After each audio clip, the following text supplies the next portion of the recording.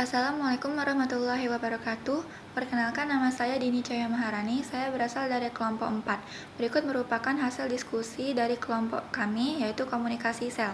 Kelompok saya beranggotakan 5 orang. Yang pertama Muhammad Iksan Surya Armi, yang kedua Dini Cahaya Maharani dengan saya sendiri, yang ketiga Dea Hafifah Rahmatullah, yang keempat Ahmad Azhari Hayatullah, dan yang kelima Khalidi Fitur. Yang pertama saya akan membahas tentang definisi komunikasi sel. Komunikasi sel adalah interaksi antara satu sel dengan sel yang lainnya, ataupun antara sel dengan lingkungannya. Tujuannya agar setiap organ di tubuh kita dapat menjalankan tugasnya sehingga dapat menjaga kelangsungan hidupnya. Yang kedua, perkembangan persinyalan sel. Persinyalan sel berkembang pada awal sejarah kehidupan.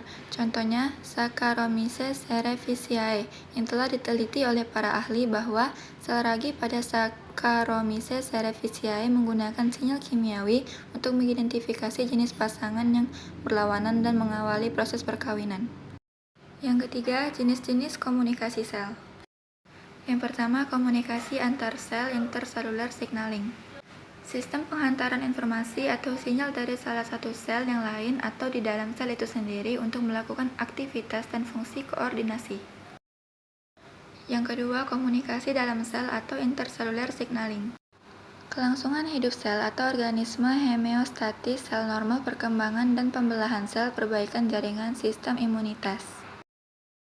Berikut merupakan komunikasi antar sel atau intercellular signaling yang terdiri dari 4 bagian, yaitu komunikasi kontak langsung, yang kedua persinyalan parakrin, yang ketiga persinyalan sinaptik, dan yang terakhir persinyalan endokrin. Komunikasi kontak langsung. Sel-sel yang berdekatan harus membuat kontak fisik untuk meneruskan informasi atau sinyal. A. Sel hewan dan sel berkomunikasi dengan kontak langsung, memiliki cell junctions yang secara langsung menghubungkan sitoplasma dengan sel sebelahnya. B. Pada signaling lokal pada sel hewan, dapat berkomunikasi melalui interaksi antara molekul-molekul yang menonjol pada permukaan sel. Yang kedua, persinyalan parakrin. Molekul pembawa sinyal dihasilkan oleh sel tertentu dan dilepaskan ke lingkungan sekitar. Sel target letaknya berdekatan, dirusak oleh enzim ekstraseluler, contohnya epinefrin dan non-epinefrin, estrogen, dan sel ovari. Yang ketiga, persinyalan endokrin.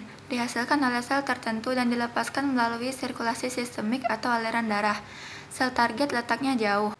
Contohnya hormon pertumbuhan, insulin, tiroid, estrogen, dan progesteron. Didistribusikan dalam bentuk bebas dan terikat dengan protein.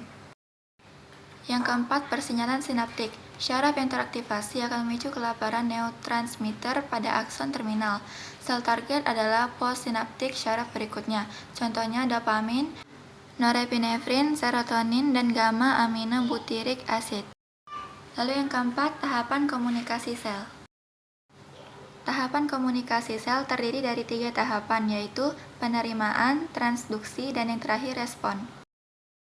Yang pertama, penerimaan. Penerimaan atau reception merupakan pendeteksi sinyal yang datang dari luar sel oleh sel target.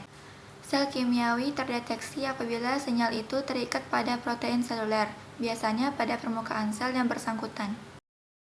Yang kedua, transduksi. Transduksi diawali dengan pengikatan molekul sinyal mengubah protein reseptor. Tahap transduksi ini mengubah sinyal menjadi suatu bentuk yang dapat menimbulkan respons seluler spesifik. Pada sistem Sutherland, pengikatan epinefrin ke bagian luar protein reseptor dalam membran plasma sel hati berlangsung melalui serangkaian langkah untuk mengaktifkan glikolen fosforilase. Yang ketiga, respon.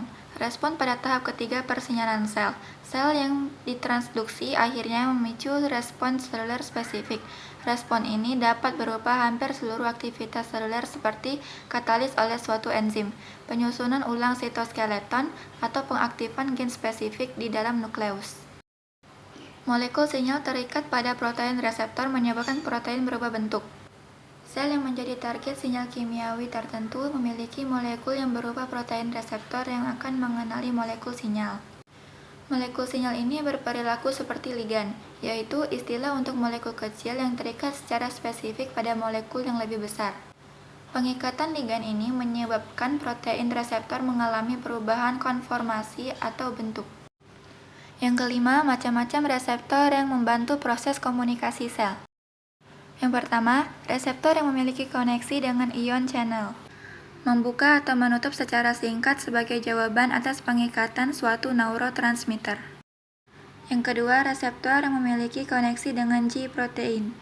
Mempunyai nama lain G-protein link receptor atau GPLR. Makna G-protein pada reseptor ini adalah sebagai molekul intermediate.